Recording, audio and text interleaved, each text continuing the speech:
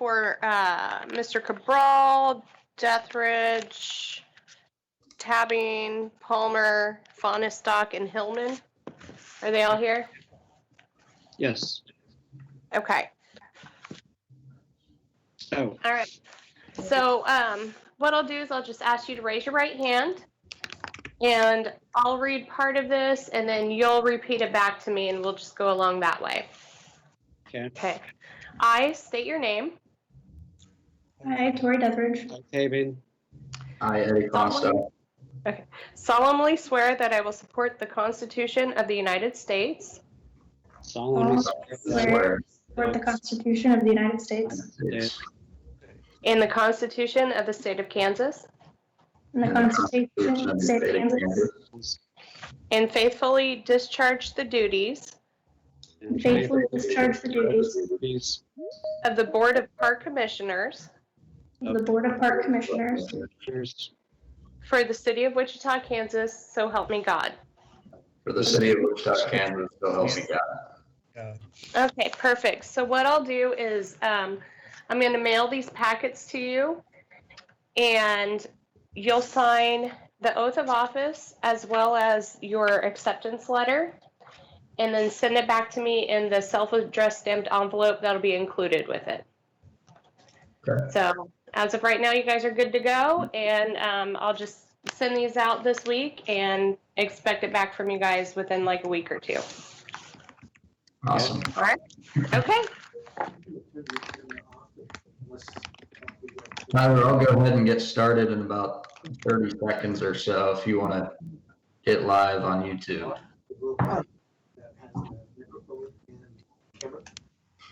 Okay.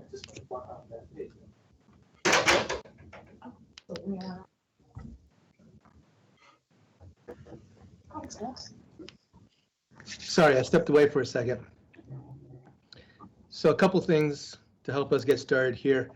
A good idea, there's a little bar here that has camera turn on and camera turn off and microphone on or mute. A good suggestion is to keep your microphone muted unless you're talking, because sometimes background noise might catch it, and every time that there's noise, that camera points to you when that microphone goes on. So another helpful hint is also turning off the camera unless you are the one that's talking. That way there's that attention to the person that's actually talking. And if you're multitasking like some of us do, we won't see what you're multitasking on. And so that way, you know, if we catch you also itching your nose and scratching your eyes, we won't see that. So just a couple of suggestions, and that helps the meeting go along a little bit better.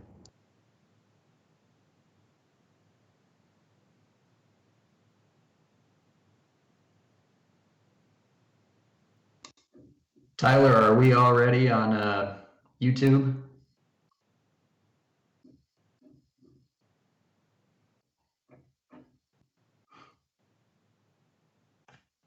Maybe. Can everybody hear me? I think we can all hear you. I'll just double check with Tyler. Are you available to make sure we're on streaming live on YouTube?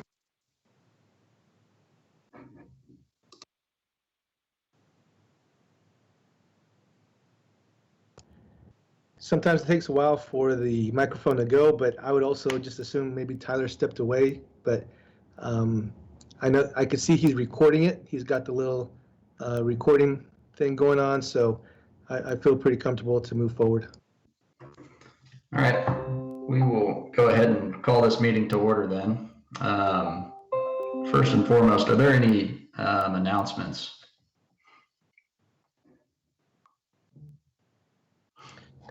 I did not have any announcements to put on. I think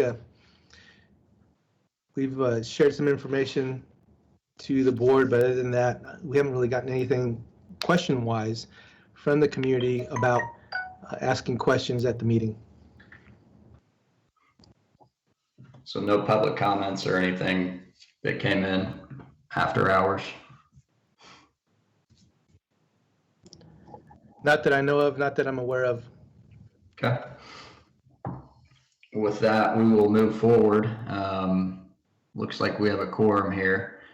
Missing a few people: Alejo, Dale Goder, and Troy Palmer. But we will go ahead. Did everyone have a minute to review the minutes from March 9th? Just to let you know, Alejo did sneak in. He's on there. Okay. Yep. I see him now. So just might want to correct that for the record. Well, I would move to approve the minutes from March 9th, 2020. So moved. I'll second.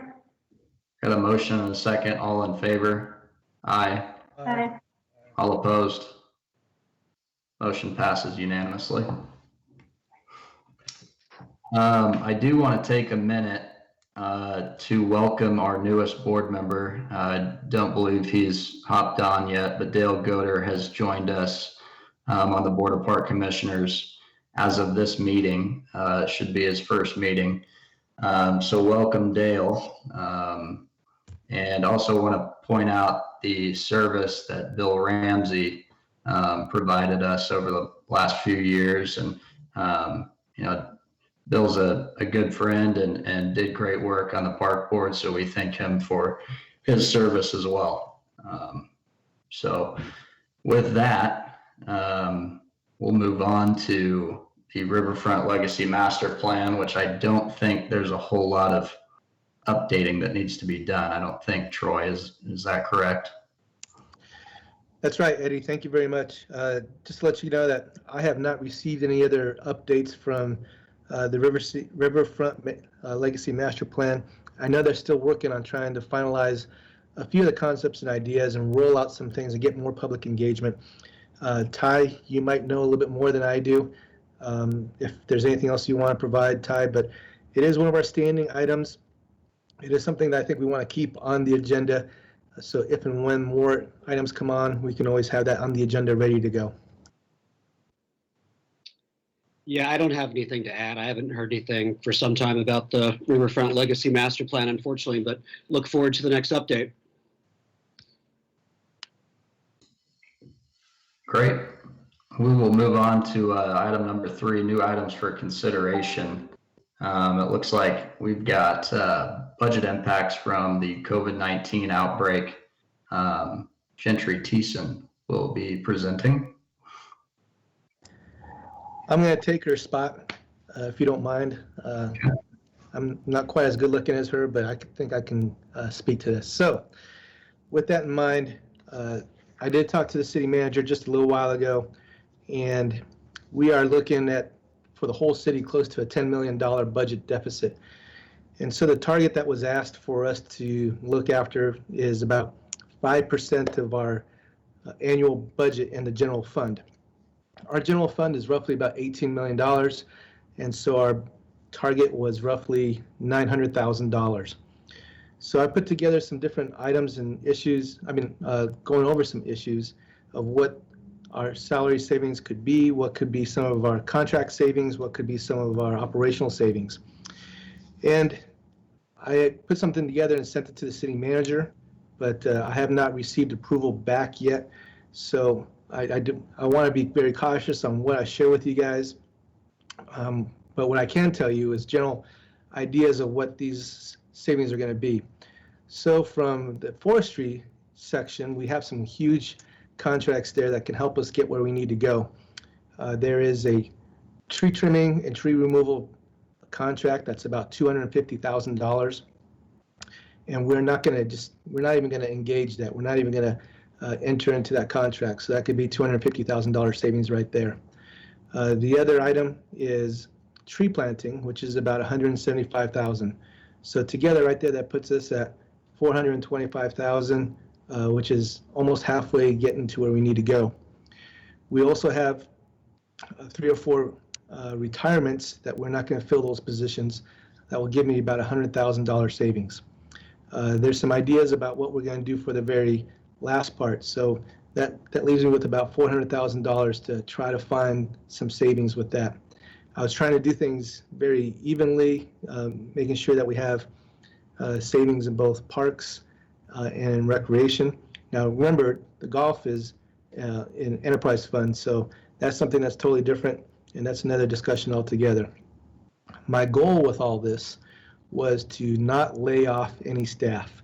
I think some of the other departments, they're going to be laying off staff simply because they don't have some of the contract services that we have. But that was my number one goal, was just make sure that we keep all of our staff. And that would ensure that we make sure that we keep all of our recreation centers open as well. So just a quick idea of some of the things I put out there was in the recreation side, coming up with some savings. One of them is just an idea, is we're not going to open up swimming pools this summer or splash pads. Splash pads, the operational expenses with that is roughly about $50,000 to $75,000. And then the swimming pools, that could be about $400,000. That's one option.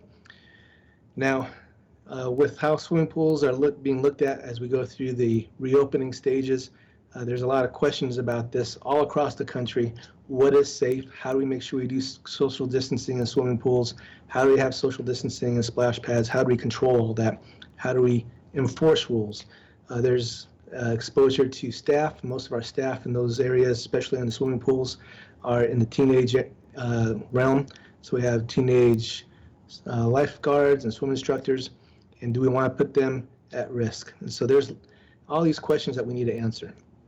So that was one of the proposals, along with some other operational items where we would be reducing a lot of the seasonal staff that works at the recreation centers, as well as savings from not spending on our commodities and supplies, and that could be close to $400,000. So we placed those forward to the city manager, to the budget office, and I think he's going to be reviewing this with council rather soon, and we'll have some ideas of what that's going to be. So hopefully, if all works out, that we can still operate pretty close to 100% if we're looking at closing the swimming pools for the summer, or even if we go the other option of laying off some of our seasonal staff and not doing purchasing some of our commodities. So just wanted to share that with you guys, where we stand, and if there's any ideas or concerns or discussion, I think now's a good time to do that. Mr. Hill, I have a question.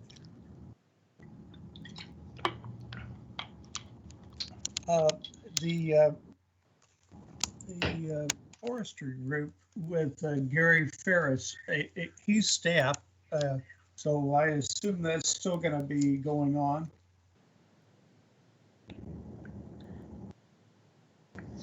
I think that was Hoyt, and he had some questions about forestry. Yes, I was interested to know if Gary Ferris and some of his staff would continue to provide tree trimming, even though you lost the contract for trees. So that's the idea, Hoyt, is that we would not be laying off any forestry staff by reducing the contract for tree trimming. Obviously, we would have a decreased amount of service level, but our staff would still be able to go out there and take care of emergencies, which they did this weekend when a big tree fell in a street in the middle of the night this weekend. They would still be able to do proactive trimming, and they would also do some of the other activities that they have in regards to tree planting. Thank you.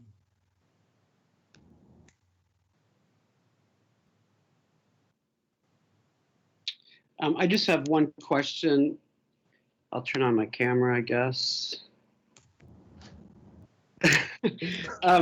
So in the estimates of opening up swimming pools, at this time, what's the earliest opening date that's even being recommended?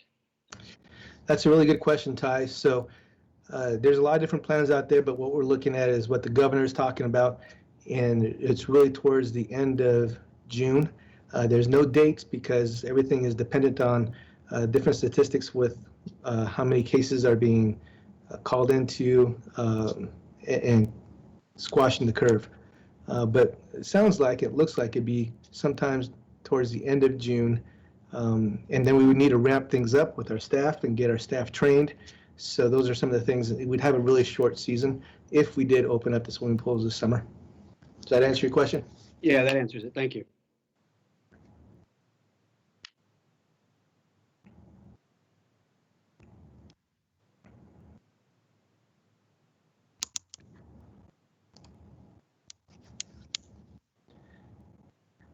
Eddie, I guess that's all the questions, and I don't know if there's more of an overview you guys need or not.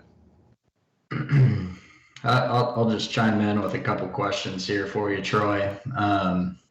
What are some of the, I don't know, some of the biggest factors, when a decision like this is made? Are you worried about the touch points at the swimming pools? Because when I read this reopening plan, I see parks open, I see golf courses open. Are you worried about the touch points in those pools? Are you worried about the children running around? What went into this decision? So a lot of it has to do in regards to the unknown. When are we going to open up, and what's going to be the capacity of that? So if there's a capacity of only 90, how are we going to manage that? How do we make it equitable for everybody? So those are some of the big questions. Sanitizing and cleaning, protecting our staff. Those are huge, huge questions. So do we have to sanitize every 2 hours? So part of the rollout plan that we suggested, if we go through it, would be to close every 2 hours, bring in another session of folks to come in. So those are some of the big questions that we had to still answer. And as I'm looking at my colleagues from all across the country, there's a lot of folks that are saying, hey, you know what, we're not even going to bother. We're just going to close the swimming pools this summer, wrap it up. A good example is Manhattan. They threw in the towel. They're not going to be having any summer programs at all. The other item was a little bit that I touched on in regards to budget. My goal, my idea was, what's more important is to have summer camps this summer. There's going to be a lot of folks that are going back to work. They need their kids to be somewhere to be taken care of. We need to make sure that we have great programs, but operate in a very safe manner. If I have to cut, I have to find someplace else in recreation to cut. I don't want to close recreation centers. That's my last thing I want to do. So that was part of the decision as well. So hopefully that answers your question.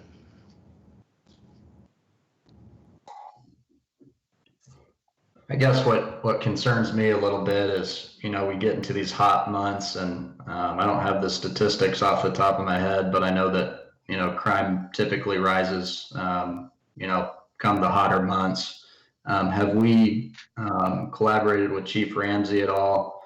Have we talked to him, got his insight on the closure of pools and if that could be affected? So I've talked to several of his staff members, and that's where the summer camps is probably a little bit higher on the list than swimming pools. Looking back at what our attendance is, and we were also going to have several pools closed because we were already starting construction. I'm thinking we're going to have some dirt moving by the end of this month at 3 of these swimming pools. So we already had 3 swimming pools that were going to be closed anyways. And there was 4th that was going to start after the fall. So we could probably even start that one a little bit sooner to ensure that we have everything ready for next year. So one of the other things that came to mind was, as we were talking through this, is the splash pads. Once we get into phase 3 and definitely into phase 4, we can open those up. That's pretty inexpensive to operate, and there's no staff there. So we can turn those on, turn those off anytime during the year. So that might be a small concession, but we can definitely promote the splash pads and get people to use those. The only question is, there's still going to be requirements for social distancing, and will people social distance on their own?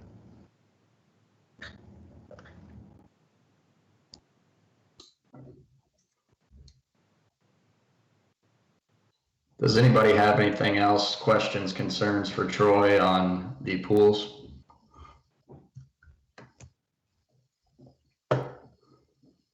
Troy, I had a quick question, kind of changing gears here. to golf. What's our idea, or are we planning on any sort of charitable or corporate outings, tournaments, scramble tournaments at our golf courses? I know our plan is, I don't know if I can, I'm just going to say it. Our plan is to open up all 4 of the golf courses here in the next week or so, couple weeks. Do we have kind of a pipeline of corporate outings or charitable events that we will host there? So as of now, we have let those folks know that we were not going to be providing those services this year. A couple reasons. Again, going to the social distancing. A lot of these things, they take a shotgun start, so everybody gathers together and then goes out. There's always an expectation of gathering and food before and after. There's also, since we are lengthening the tee times, we are having less tee times at each one of the courses throughout the rest of the summer. So we wanted to make sure that everybody had a chance to play golf. And so that's one of the things that we've been looking at, and is probably delaying those throughout the rest of the summer. I turned my camera on because I have one question. You mentioned the budget cuts in the operating account. What about the capital projects, the CIP projects? Are those also being cut back?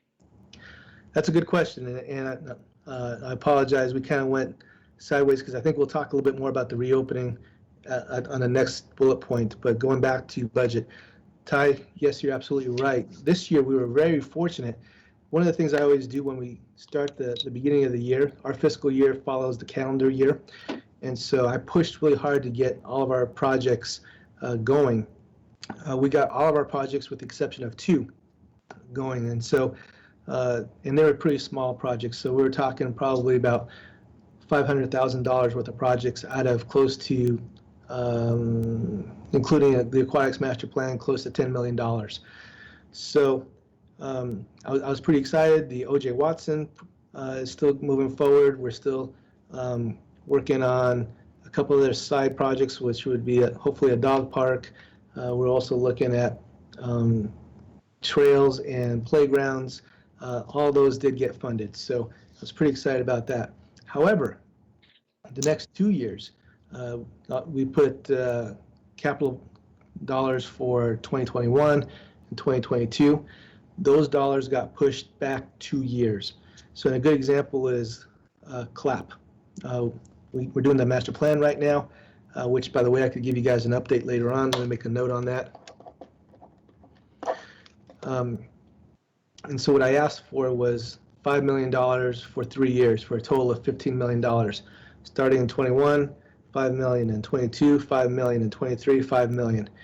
So for what we're looking at right now, those will probably be pushed back 2 years. And so, and that goes with a lot of the other projects that we were looking at implementing. So it's a little bit of a hurt, but the exciting thing, the good thing is that because we were so diligent to get most of our projects initiated at the beginning of the year, I think we'll be able to get a lot of 2020 projects done. Okay, thank you.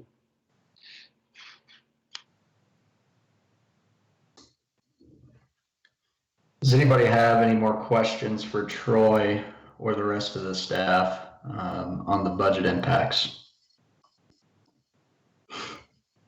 If not, I think we can move on to the reopening plan, Troy. Great. So I just wanted to ask a general question in regards to support. What I had described in general, was everybody supportive of those ideas, that philosophy of not laying anybody off, the idea of keeping the recreation centers going, prioritizing summer camps? I was just checking to see if those are philosophies that you guys all support. I support it.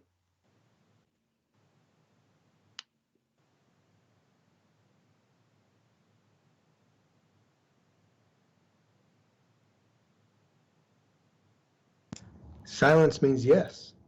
Well, I support him. I mean, the cost per day to operate the entire pool system is what, 6,667 for 60 days potentially of swimming. You know, in this climate, that seems maybe beyond our reach, in my opinion. So I think I support the recommendations myself. Hillman supports it.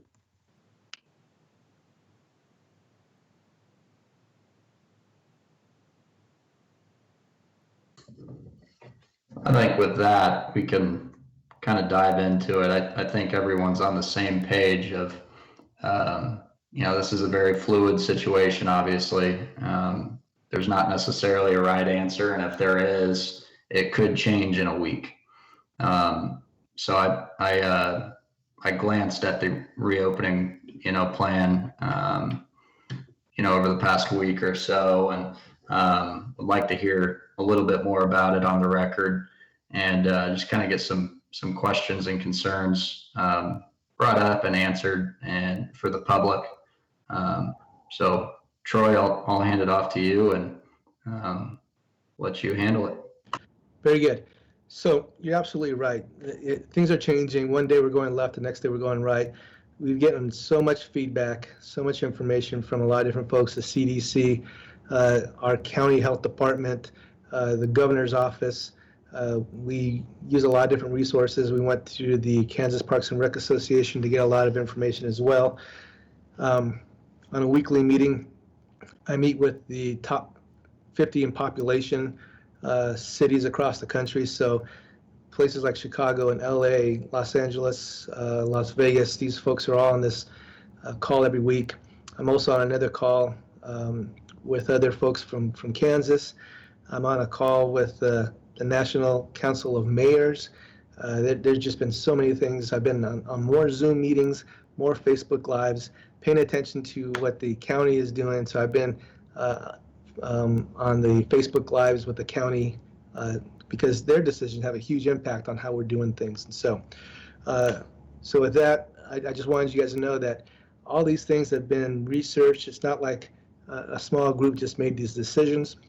We're also getting input from other folks within our organization. So that's the city manager, assistant city manager, spending a lot of time with the police department and the fire department. So I think, Penny, if you could put up the sheet that has the different categories, and we could kind of go through that.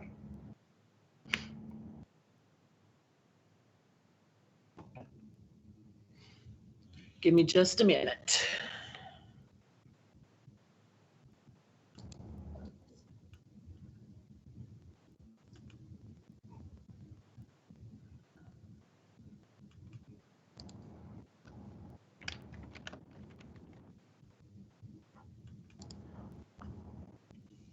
Is this the one you're looking for? I think that'll work. There was another one I was looking at, but this one will work too. So yeah, we have a phased in reopening. We're looking at a lot of different options of bringing different things in. So you can go to the next page. Oh, crap. Sorry, I'm a little challenged. Bear with me. Better follow your own advice.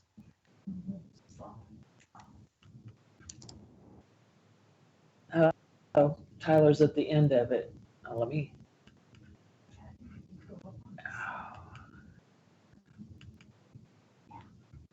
Start there. Oops, there. Now let's try it. There. All right. So in summary, there's a lot of different dates to look at. These are some of the dates that we got from the governor's office. So we're looking at phase 1, phase 2, phase 3, and then phasing out. Phasing out is everything goes back to normal. Phase 1, there's certain criteria that need to be met to get into phase 1 to phase 2. Right now we're in phase 1. Phase 2 on May 26th is when we're looking at opening up all of our recreation centers, looking up at opening up Botanica, the Great Plains Nature Center, so most of our major facilities, and then starting some of our programming back. Phase 3, the big part of that, I think we can see it in one of the slides later on, you'll see this, that it's more about the capacity. I think it's changing from 30 participants to 90. And what does that mean? So a good question that we had to go out and research is, a good example is for softball. Is it 30 in one field, or is it 30 in the whole softball complex? And we found out it was 30 per field. So that's going to be a great thing for the striker complex. So some other things that need to be looked at is in regards to testing, as well as contact measures that they're looking at, who's been exposed and that kind of stuff. So if you go to the next slide.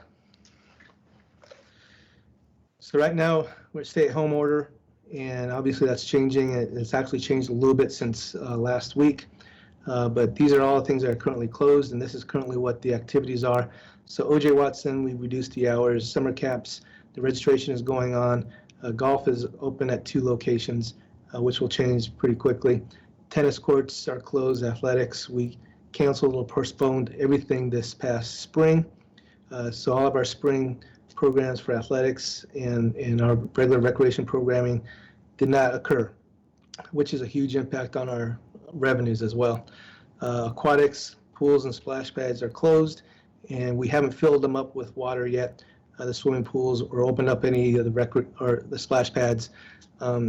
One of the other things to think about in regards to the swimming pools, if we do open them up, there is a huge investment in water and chemicals just to get them going, even if it's a smaller, reduced time frame. Next slide. So phase 1, things open up a little bit more.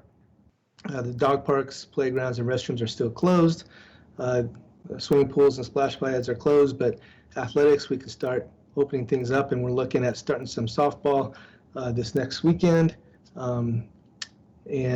Tennis, we're looking at tennis courts are limited to 10 individuals or some kind of modified play, but on the 26th, we're going to be opening up the tennis center. Recreation programming, right now everything is closed. The instructional classes are closed. O.J. Watson, they're going to open up a little bit more. They're going to offer their mini golf and make some modifications to mini golf trains, kayaks, and paddle boats. The ponies will still be closed because there's so many touch points there. Summer camp, we are just keeping the summer camp registration going. We still don't have a whole lot of registrations. I think we're probably at 30%, and we'll probably reduce the amount of the capacity. We'll see a little bit later on. And then I think in a week and a half, we're going to be opening up McDonald and Auburn Hills. Next slide. Question. Yes. For instance, on the athletics, are we going to be offering porta potties or what if the restrooms are closed? So that's a good question. I think you'll see some of those details in a couple slides further down. But I think the idea is there will not be porta potties, because porta potties you'd have to disinfect just as much as a regular restroom. So I think we're going to be looking at disinfecting those on a 4 to 5 hour interval. So at the ball fields, you'll see staff going through there and cleaning those up. It's not every hour. It's probably going to be every 4 to 5 hours. So phase 2.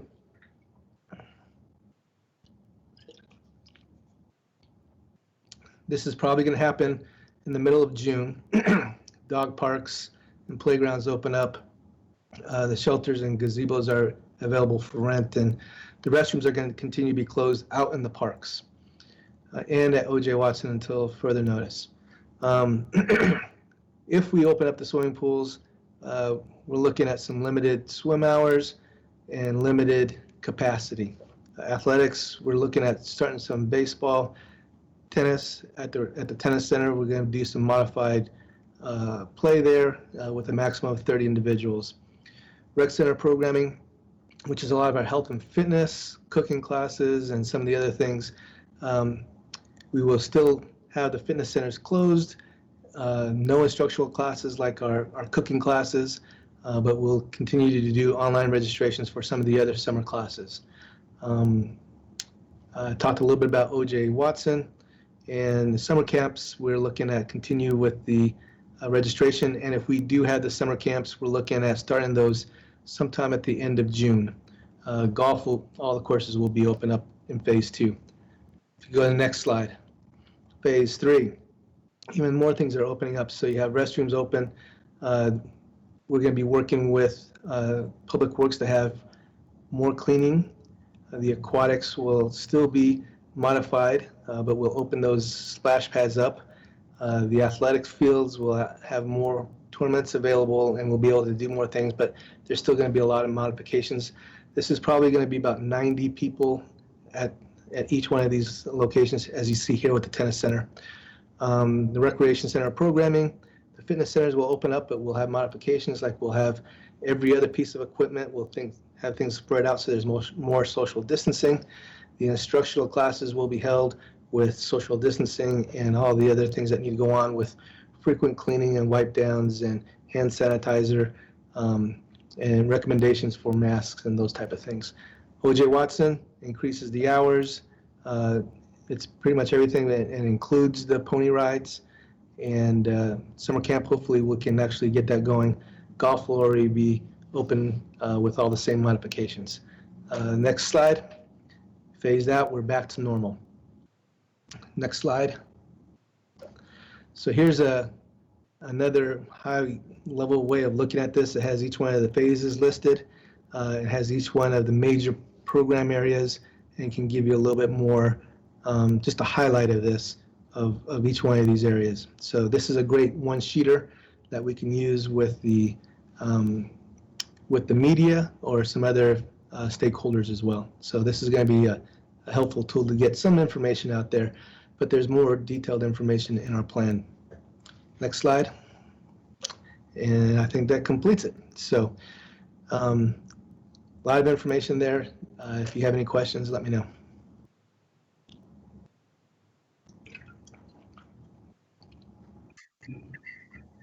Any questions for Troy on this planned reopening? So we wouldn't look at doing Summer of Discovery until July 1st? Yep, I think that's going to be part of the issue. And again, one of the big questions is a lot of those folks that run these camps are teenagers, and we want to make sure that they are trained well and that we have all the PPE for them.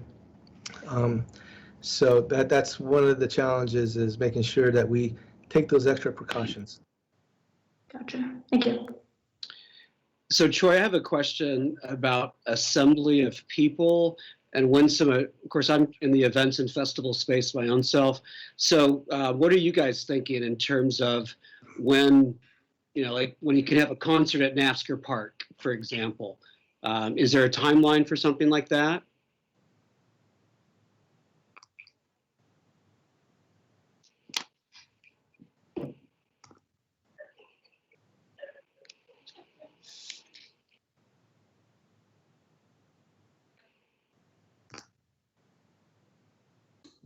Troy must have stepped away for a second.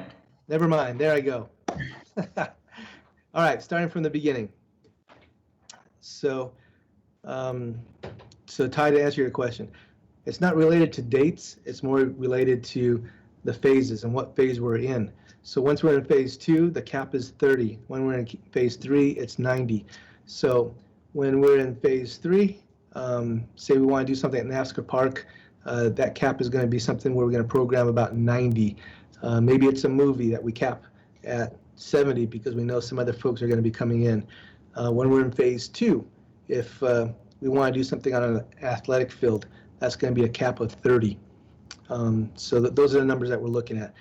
As the governor helps us get through these phases, we can always be a little bit more restrictive, and I think that's something you're going to see in the plan, is that we're always lagging about a week and a half. So that's why we're starting on the 26th. For some of the things that we want to do, we're lagging behind, just so we can make sure that we have all the PPE in place, all of the trainings in place, and all of our staff is safe. Okay, thank you.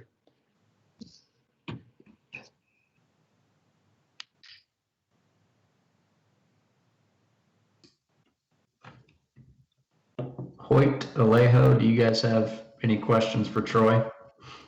Not at this time. Okay. Troy, do we need a vote to proceed?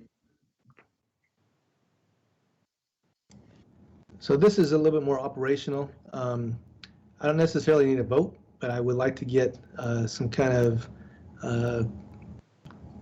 adherence to confidence, or if there's any major problems or issues, concerns, let me know what that is.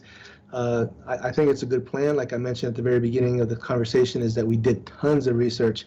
We've been looking at this from every angle, trying to make sure that we still provide services. The last thing I want to do is not provide services. The last thing I want to do is become a situation where we're an afterthought on the quality of life here in Wichita. So we need to stay on top of this and stay in front of this and get the exposure that we need. So yeah, just in general, if you're in support of it, just let me know. Eddie? I, for one, would move to support Troy's plan.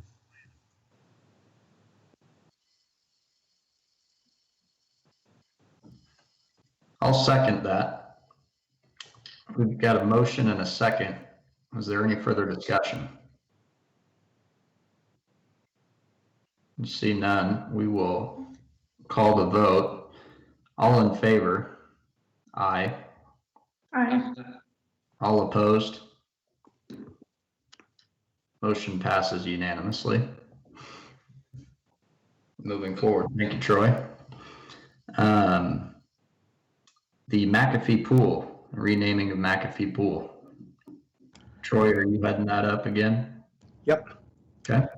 All right. So having some discussions with Councilmember Johnson and a couple other folks that have been involved with the Aquatics Master Plan. Looking back at history and looking at how important some of these items are at McAdams Park, Mr. McAfee designed the swimming pool as well as the baseball field. I think he did a few other things in there as well. So wanted to pay homage and honor the history of that park and the designer. And so there was a suggestion in regards to the pool being named after Mr. McAfee. I'm not expecting a vote tonight. I just wanted to introduce it to you guys, and then maybe next month we can vote on it. He doesn't know this, but this is going to be public record. He might find out about it, but this is going to be a surprise to him. So this has not gone to him directly, so I'm not sure if he knows this or not. So, but that's the basics behind this, and if there's any questions, let me know.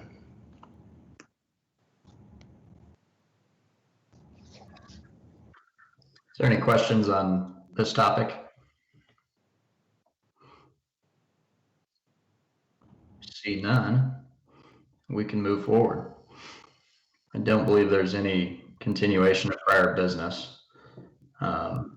We will move that to next month's meeting where we can vote on this. So let's move forward to the recreation update.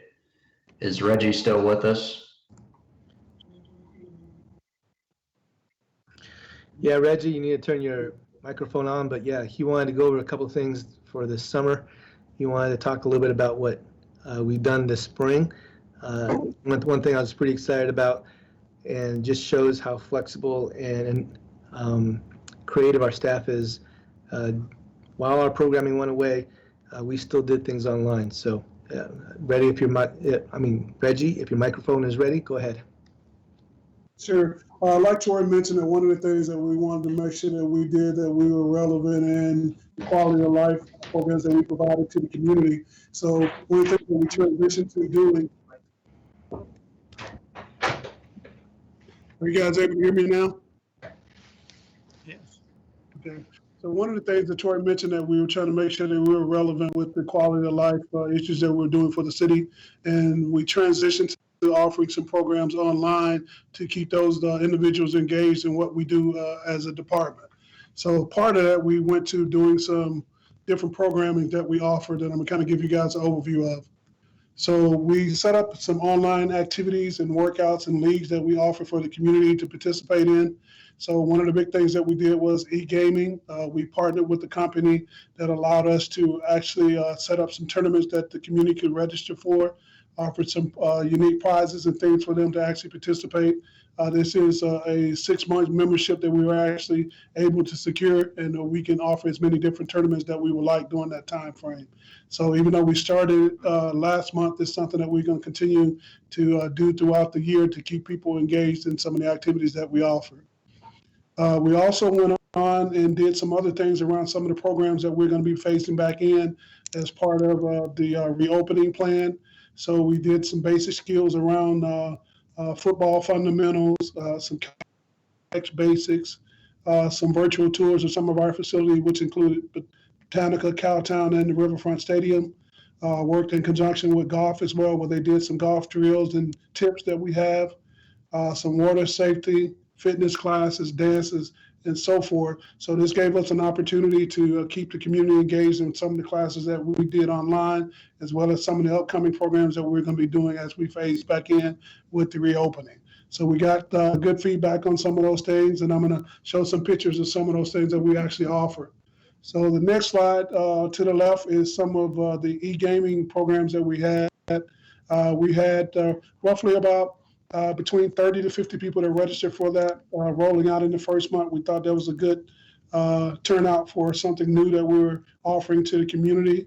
We also did a virtual pet show that you'll see at the top, that people had an opportunity to submit in photos of their different pets that we had, and we did prizes with that, as well as we also did a virtual fishing tournament where individuals were encouraged to go out in the community, and we had different categories where they tagged it and submitted those photos to actually win prizes that we had for getting them to encourage them to come back out to Watson Park as we phase back in to the reopening.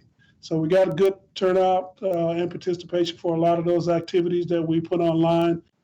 Again, this is something that we're going to continue to explore further to keep people engaged in doing marketing and outreach for programs that we offer as we rephase into our reopening plan. The next thing is that we're working currently on our Evolve Summer Guide. As you guys know, we partnered with the City Arts and Library that we're actually having in one joint guide to offer a kind of one-stop shopping for the community. That is going to be released electronically only this time frame with a lot of the changes that we're doing with the reopening. So we're making some final changes to that to hopefully have out before the end of next week, and will be posted online electronically for the community to view. Also going to do marketing campaign around that and getting information out to past participants on that those programs are available. And we're also, our summer camps that Troy mentioned earlier, we did something a little bit differently. We've always required that the registration for the camps are done on site at the rec centers, but with us going online with a lot of the things and the capability of this system, we were able to put it out to the community where they can actually go in and start registering online ahead of time for camp. And we've gotten a good response from that as well. So that's kind of a general overview of what we've offered since mid-March to April. And our centers are gearing up to start to open back up in the phased approach with modifications starting on the 26th of May. So I'll open it up. If you guys have any questions or anything for me, I'll be more than happy to answer them. Does anybody have any questions for Reggie? See none. Thank you, Reggie. Thank you, guys. I think that esports deal is very important as we move forward into this new normal.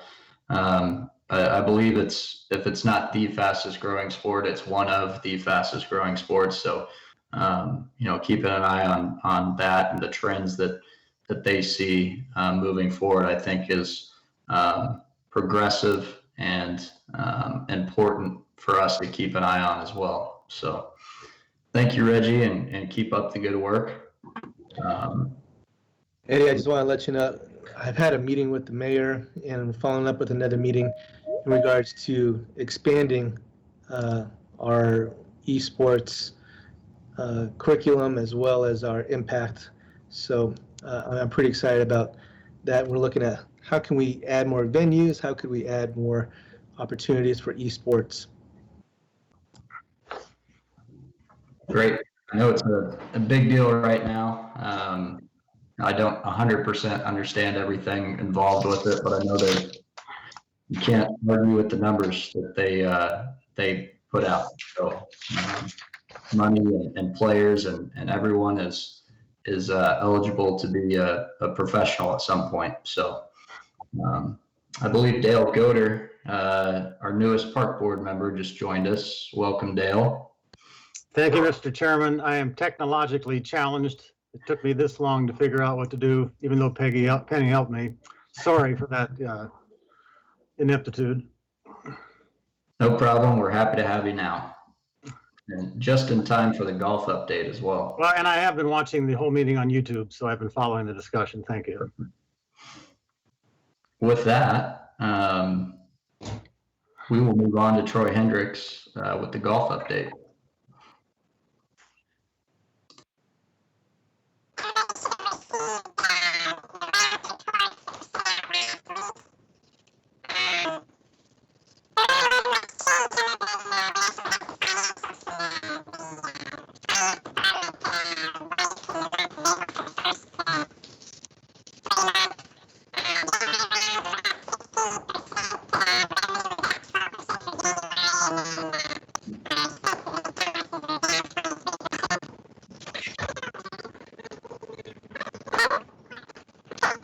Get a snappy duck now.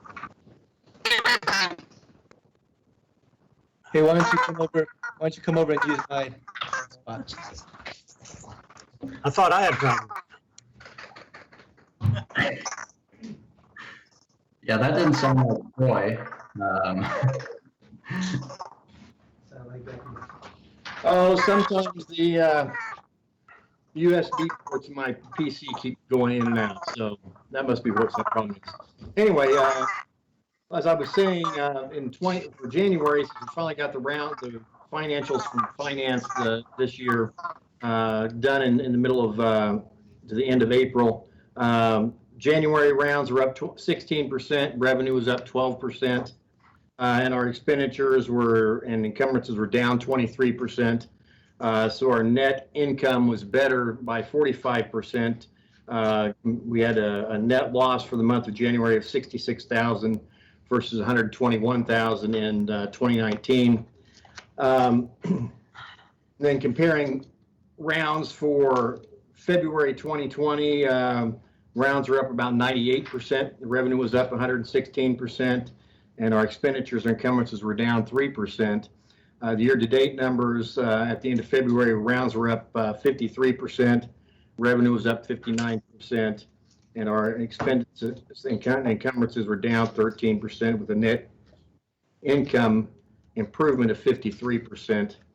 We were down $125,000 versus $262,000 at the end of February. Prior to the closures, rounds in March were up 14% over March 2019, which was the month end. Expenditures and encumbrances were down 18%, and our net income improvement for March was a 19% improvement. The year-to-date numbers at the end of March, rounds were up 25%, revenue was an increase of 7%, and our expenditures were and net income was an improvement of 21%.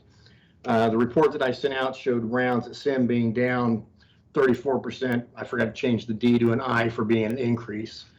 So we're up 34% and not down.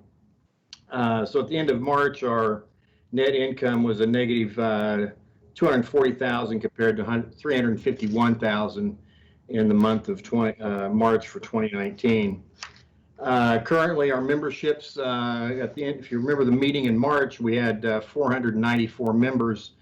As of May 1st, we have 687 members. So even though we've been closed and then with 2 courses open, we've continued to see an increase in those people that are going ahead and joining as members. For the first 17 days that we were open in April, to the end of April, Auburn Hills booked 1,713 rounds, which was about 75% booking rate of what they had capable to book, and 1,347 played. And of that, of the 1,347 rounds played, 57% of those were membership rounds. McDonald booked 1,616, which was 72% of the potential players they could have had. And they had 1,286 rounds played. And of those 1,286, 55% of those were membership rounds. What we're seeing is between booking and paying is a 27% no-show rate. So 27% of people that are booking tee times aren't showing up, or they're showing up with less players than they're booking tee times with. We've got a couple guys out there that they're booking foursome tee times and they show up with just one player, or they're booking four players and showing up with just two. They aren't calling in and canceling any of those. So that has a negative impact on how we can operate the golf courses. During that 17-day period, we averaged a 57% of our capacity at McDonald was used, and 59% was used at Auburn Hills. That's all I would have. Mr. Chairman, Yes, sir. I have several questions to ask. Some of them relate to the earlier presentation about the phase-ins. May I ask those now? Yep. All right, and this comes from a lot of golfers. I play a lot of golf, I see a lot of golfers. There's a lot of conversation about how this has been conducted. The first question is, who exactly makes the decision on what courses are open and which ones are closed? Staff decision. It was a staff decision between myself, Mr. Houtman, and the city manager and everybody else.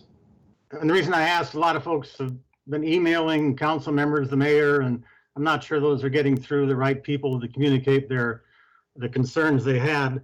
The main question that was asked is, of the two courses, when you decided to open two courses, why did you pick Auburn and McDonald and not Sim, given the fact that you weren't going to allow riders, and Auburn is the hardest course to walk, and McDonald is in the worst shape of any of the courses in the system?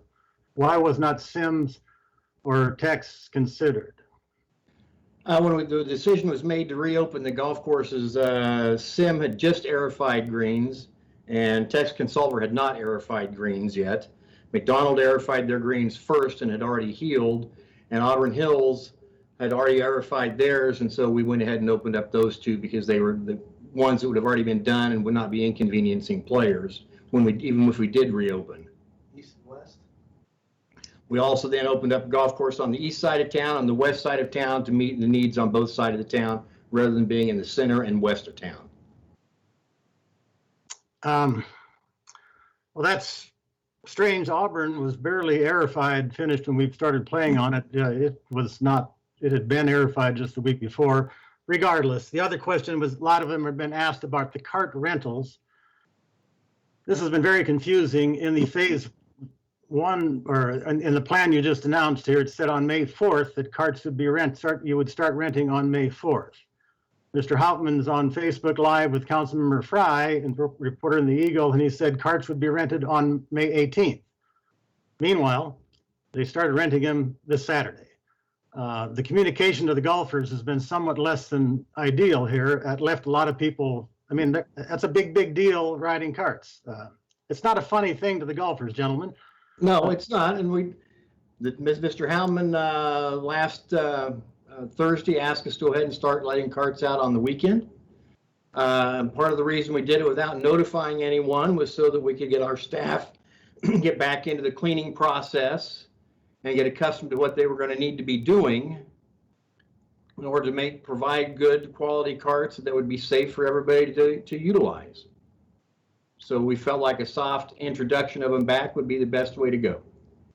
Many of the surrounding courses like Sand Creek and Newton, Wellington, Hidden Lakes are all providing some level of concession service. I played Sand Creek on Saturday. They sold out everything they had in a menu of hot food, and it's not quite going that way at ours. What is the reason not to allow more, to not allow the concessions or retail sales? Concession wise, we did start concession sales on Saturday as well at, and food and beverage wise at both of the two courses that are open. We're allowing hot dogs and prepackaged food along with bottled sodas and other beverages that are prepackaged. We're allowing the golf pros to sell golf balls and tees and gloves because those are things that people are going to buy. They're not going to try on. They're not going to handle. Part of it is if you have somebody that there's a number of days before you know you're really contagious with this virus, that if you come in and you're handling different merchandise in the golf shop and looking at it and you're contagious and don't know it, then you're spreading that on other products that somebody else might come in right after you and touch, then they're susceptible of catching this. So that's why we've limited the amount of stuff we're going to be selling. Okay. In the phase 2 report, I think it says that courses will be open, but the cups will be removed from the greens. That seemed a bit odd. They're not going to be removed. Well, that's what it says in the report. So what will they look like? What will the playing condition be like with the cups and the flags? More than likely, they'll be similar to what we have. We have ordered some, there's some companies out there that have the inserts that go into the green with the little hook on the top that steps up out of it, that you can slide it up and the ball will pop out. We've ordered those to put in our cups so that you can still hole out and then not have to reach in to get the ball out. You just hook your putter on it and pull it up and the ball comes out and pops out. Kind of like on the practice putting greens. It's similar to that, but you don't have to touch it with your hand. What did you spend on that? I think they were $10 a piece. That just seemed a bit odd. If the ball comes out of the hole, you're going to pick up the ball anyway. I don't know what you've gained by, but nonetheless. What you're gaining is you're not touching the flag stick that everybody else that's played in front of you's touched. Yeah. Well, and when we play, I make a point of carrying sanitizer and I wipe down every flag. Not every golfer does that, though. And that would be something to consider to ensure our safety, to make golfers do that rather than some of these other somewhat esoteric solutions that are, I would encourage you to think about that just for our own safety, that sanitizer and social distancing are the mitigation things that work. And we'd like to see that enforced at a level that ensures our safety. McDonald Park, the cups were above the green. That's one of the suggestions of how to do it, was to have the cups raised so the ball rolls up to it, touches the cup, and it's considered hold. Will you do that again? At Auburn Hills, Ron Mosier chose to put some noodles in the cups, which does basically the same thing. Okay. I had a question about the federal money. Will any of that be available for to ease the financial distress of the golf system? I couldn't answer that.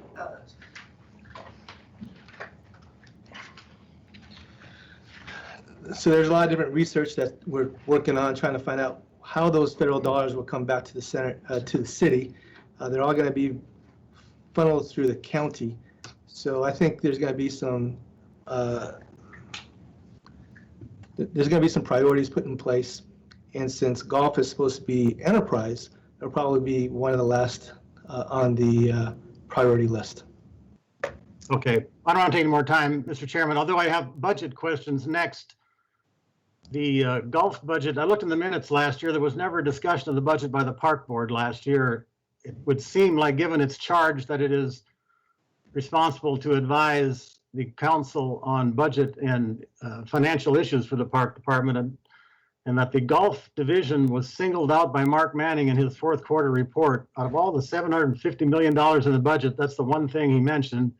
We're in deep distress.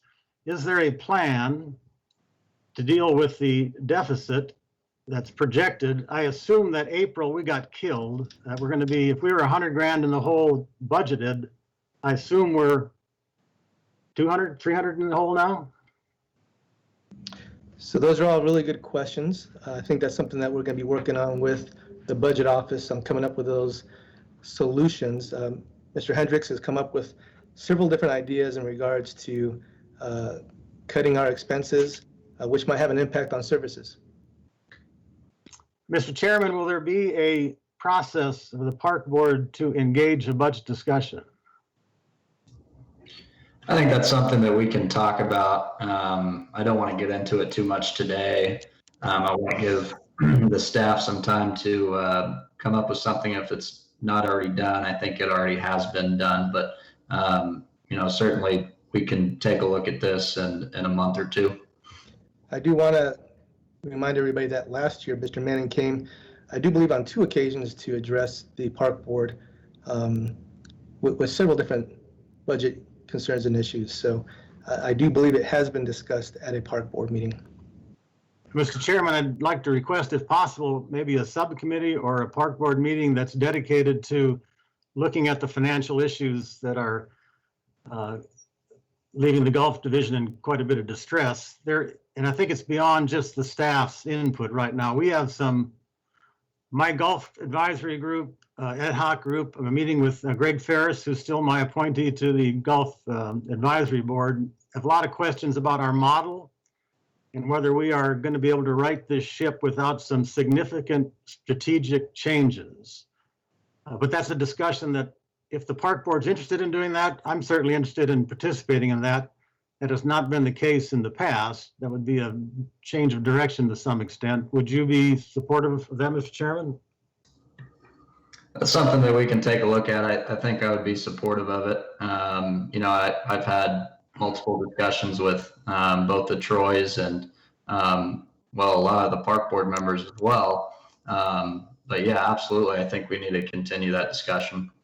Well, and bottom line, I'm not sure why the park board has signed off on the budget last year with a $100,000 projected deficit. They also carried over the $300,000 that the council dumped in to balance the 19 budget. That's carried forward to 2021, and that number goes up to $500,000 now. And that doesn't count what we've lost in April, in May, because we didn't operate at full strength like some of our regional courses. So I suspect there's a big decision for somebody for 2021 whether we have golf at all. Because the money's not there. Obviously, the budget's in great distress citywide. But golf is an enterprise fund that can generate income under the right circumstances. And that's a discussion that would be useful to have if that's possible. I agree. It would be a useful discussion. However, we're in the midst of a global pandemic here, and we want to, I want to make sure that our priorities are straight. But moving forward, yes, I'd be, willing to start the discussion or continue the discussion, whatever you want to call it, Dale. Well, I would hope the pandemic is not used as an excuse not to look at fundamental issues that have been there long before the pandemic. That's certainly a responsibility we have to engage regardless. I don't think it's an excuse. I think we need to make sure that our priorities are straight. So moving forward, Troy, I had a couple quick questions for you. Troy Hendricks, that is. The other 2 courses that are closed right now, thank you, Dale. The other 2 courses that are closed right now, Sim and Tex, do we have staff out there working on them as we speak? Will they be ready for the reopening in terms of playability? Are we ready for that? Can you? We brought back our full-time staff at the end of the county's original stay-at-home mandate. The end of April, we brought back our full-time staff. We had our our superintendents were the only ones working at that time. Through that, we brought those other people back at this time. And we've also, as of today, brought back their seasonal staff so that they can provide better service in getting things mowed out and ready to go with the golf courses. So yes, they're out there working and the courses are in good shape. I've been out to both of them and walked them in the last week. Great. I know this pandemic has opened up some people's afternoons, if you will, and we've seen a little bit of it over the course of the April month. People are wanting to get out and play, so I want to make sure that when these courses are ready and open, that they're in good condition and players get a good product. Yeah, they're open. They've got their seasonal staff in working now. We're still gonna, we're not gonna have the benches out, we're not gonna have the ball washers, and the things that we don't have out at the other two courses won't be put out at those either. Just so that it's just less touch points for people to touch and have to sanitize and clean, so. Mr. Chairman, I did Yes, sir. walk Sim Park a couple of times in the last week. It's in tremendous shape. The beautiful course. Why couldn't it open right now? That's the question a lot of golfers are asking. The courses are playable, wonderful condition. Meanwhile, we're playing Mac, which is a goat ranch right now, but it'd be great if we could have the good courses open immediately. Is there some reason they can't be opened immediately? So we're Troy, looking I think we've had a couple of these questions come in. Do you want to take this question? Sure, I'll take this question. There's a couple different things that we're looking at in regards to staffing wise, budget issues, as well as safety of our staff, as well as safety of the golfers. So we were definitely very much on the conservative side and making sure everybody's safe. If social distancing is a strategy, it seemed to make sense to not pack everybody in on one course. Auburn is swamped. Had Sim been open, you'd have spread that public over a couple of places that would seem to be in the vein of social distancing that's a priority right now. Well, again, that's our decision as management, but also want to share with what Mr. Hendricks had talked about was that so many folks were not following through with their tee times and not showing up, and actually the capacity of the golf courses were less than 60%. So I wouldn't say that they were packed. The tee sheets at times looked like they were packed, but a lot of folks didn't even show up for their tee times.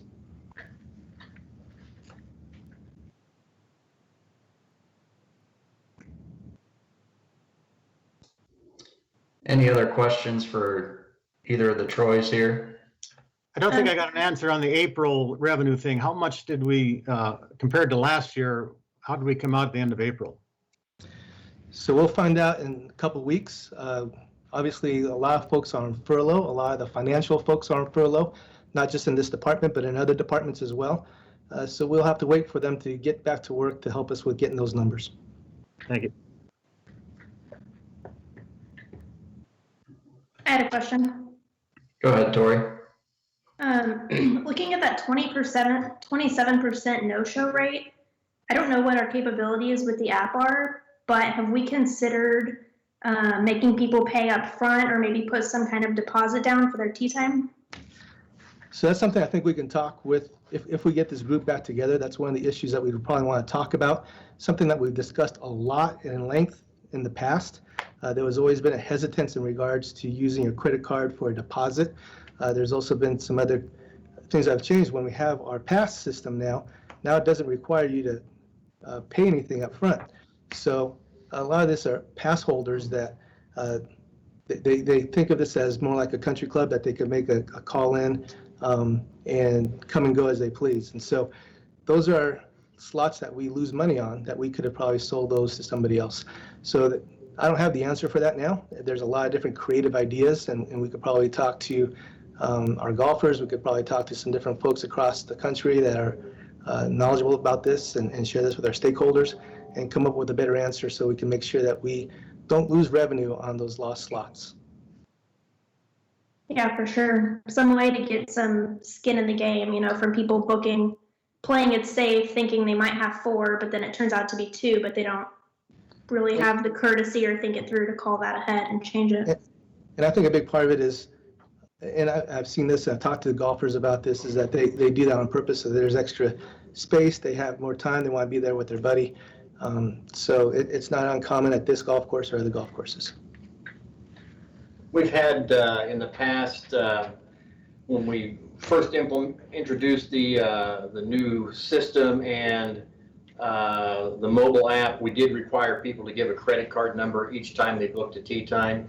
One of the things that was the policy when we went to the new point of sale system was that we could not store credit card numbers, so that if our system was hacked, we'd put everybody's credit cards out there. So what happened was every time you'd book a tee time online, whether it was through the mobile app or online, you would have to get out your credit card. If you booked a tee time on Monday, put in your credit card, do the same thing on Tuesday, same thing on Wednesday, and people didn't like that. So the Golf Advisory Committee voted to do away with that policy. So we did away with it. I see. Mr. Chairman, the no-show rate, is that not partially affected by weather? If there's a frost, the temperature drops to 20 degrees and everybody had booked times and the weather turned bad, they don't show up, that's part of that 27%, isn't it? I mean, it's not all just people making frivolous tea times and not meeting them. There's some circumstances where people don't show up because it rained, and those are still on the books. That could be the situation, but I think we analyzed it and we found that a lot of this happened during our peak times. We're seeing a lot of that with groups that are the morning tea times. They're booking 4 players and showing up with just 2. You can talk to any of the golf pros. They'll tell you that they can probably give you names of people that do that regularly, that they book a tea time for 4 players and show up with 2. And their answer is, well, where are your other 2? And it's, oh, well, they just called and said they weren't going to be here. They do that so that they can play as just a twosome. So I know when we opened up Auburn Hills, back in 2001, we required a credit card to guarantee you 4 spots for your tee time. And if you showed up for less than that, if we didn't have any walk-ons, which we're not taking walk-ons right now, if we didn't have walk-ons to fill in with you, then you paid for those spots that weren't used, regardless of whether they were there or not. And so we were able to cut down on the amount of no-shows. We probably had a 97 to 98% of everybody that made a tee time for 4 players showed up with 4 players.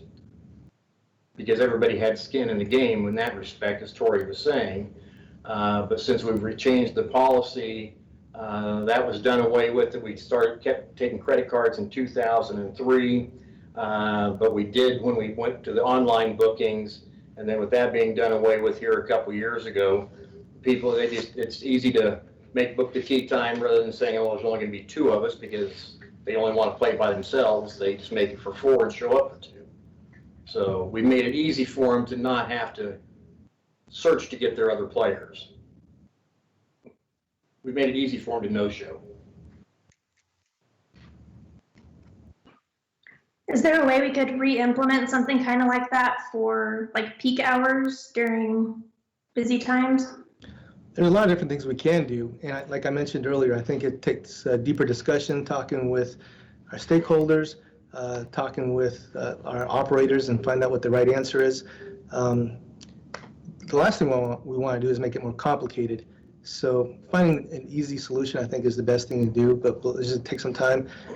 I think it's great that we've actually identified a problem. And so we need to take the next steps to work together as a team and find out what the right answer is. For sure. Does the app, it's been a while since I've used it, does the app allow you to cancel a tee time in addition to booking? Or would you have to call in to cancel or move something? No, you can actually cancel your tee times through the mobile app. There's a way to do it. When you get your emails that you get for your confirmation, it has on there how to go about it. If you need to change your tee time, click here. We do get a lot of people that email Golf Wichita and say, hey, cancel my tee time. And when I get those, I then forward those on to the golf courses so they can change them, or I'll cancel them for them. We do have, through our mobile app, I watched a presentation here a couple weeks ago that we could do you can actually pay through the mobile app. It goes through a different merchant services than what we utilize with the city. The problem there is our discount percentage would go from about 2.2% up to almost 3%. And then we're paying right now annually about $65,000 in credit card fees, which prior to 2012 we weren't paying. So that's started being passed off to us from finance. So that would end up going from probably $65,000 if we made everybody pay through the mobile app, probably go up closer to $80,000 to $85,000. So we haven't been too excited about going to that change. I see. Yeah, making it more complicated is the last thing we want to do, but hopefully we can, I don't know, get that number down a little bit. 27 is a little aggressive.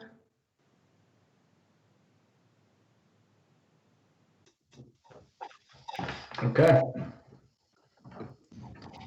Anything else on golf? Well, certainly it's a unique sport, and right now probably one of the activities that you can be doing. So if you're watching on YouTube right now, feel free to get out and get some exercise on one of our public courses. And if you haven't downloaded the app, do that. That being said, let's move forward to the Parks Foundation update. Troy, take it away. So I had a really good meeting with them last week. We were actually kind of coming up with some ideas in regards to how to spend the Plates for Parks dollars. Looks like we have close to $100,000 that we'll get probably by the end of this quarter, and which is great because we also had to pay back the city $20,000 for the first initial investment. So getting pretty excited about doing something that's going to showcase what the dollars are for and how we use them. There's been several different ideas, but I think they are going into doing a retreat this next month, and they want to focus a little bit more on their mission, their strategies, and from that we'll have a little bit better idea how they want to spend that money. So hopefully by the fall we'll have an idea of where to spend some money, and then we can actually start moving some dirt on a new project, which is going to be exciting.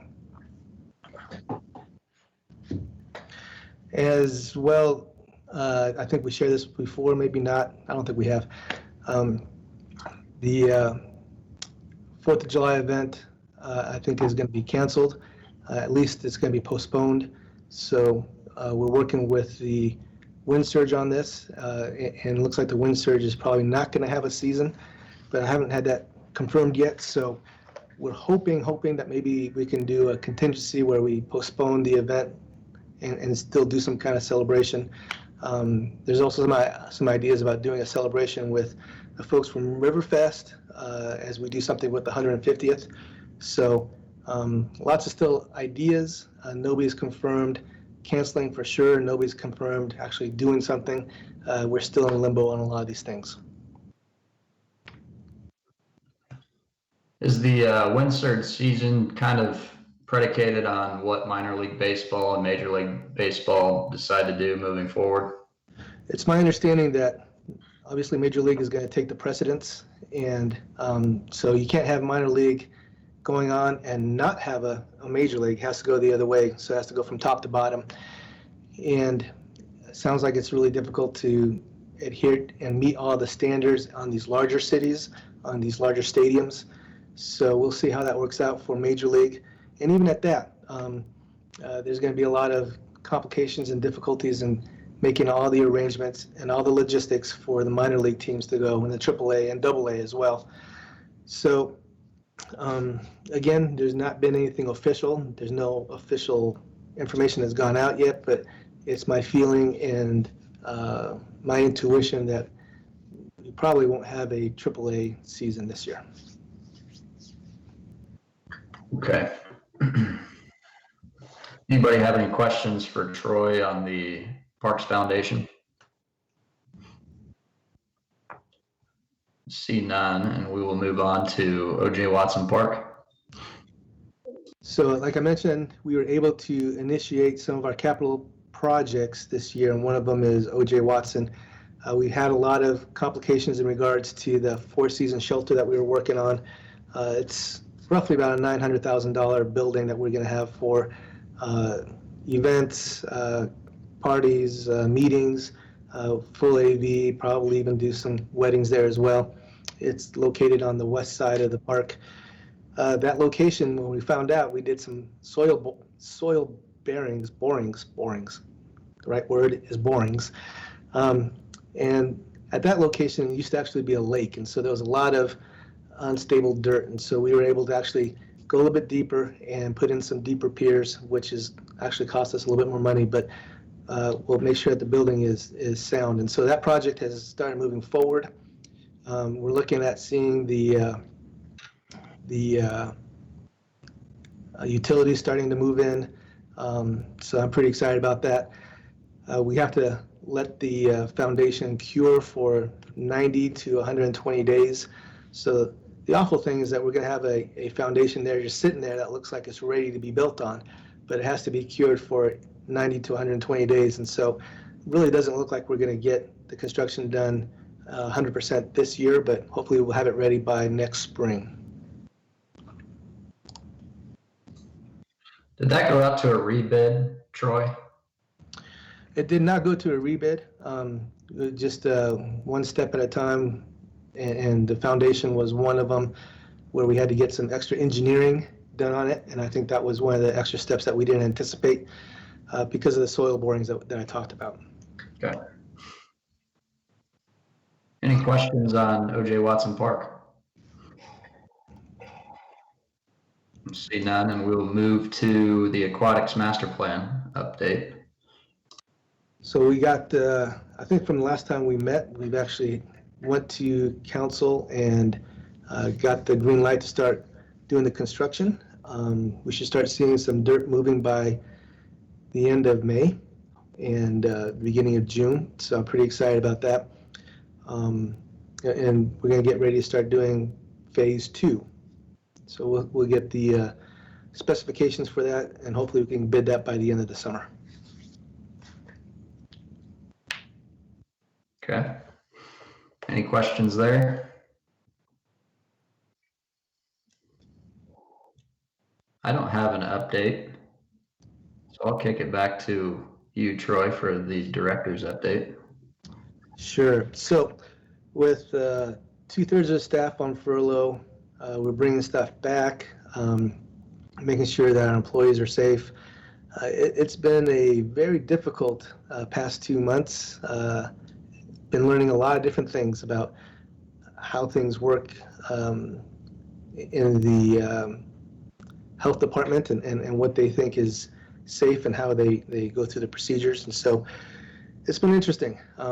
Finally, our staff is back as of today. All of our furloughed staff is back, and we're starting to look at ways to have a great summer. So the staff that was on board, we did have a skeleton crew that did a great job, and it was great working with some of the other departments. So I'm glad this part of it is over with, and we look forward to hopefully bigger and better things for the summer. Very good.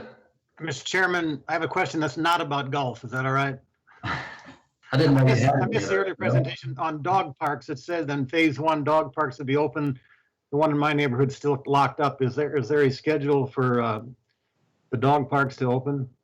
Yeah, that's actually in phase 2.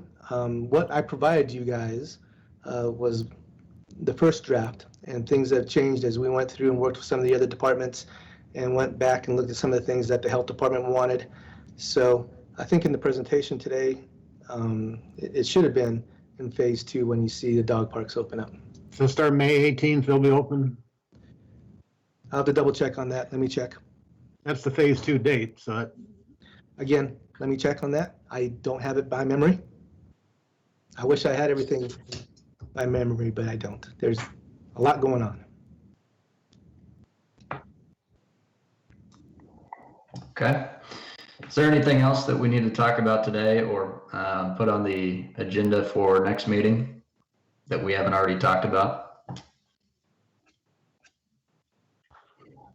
will there be a budget discussion at the next meeting, Mr. Chairman? That's something that I need to talk with Troy about, but I think at least a high-level discussion could be had. So I don't have a problem with putting that on there for next month's agenda.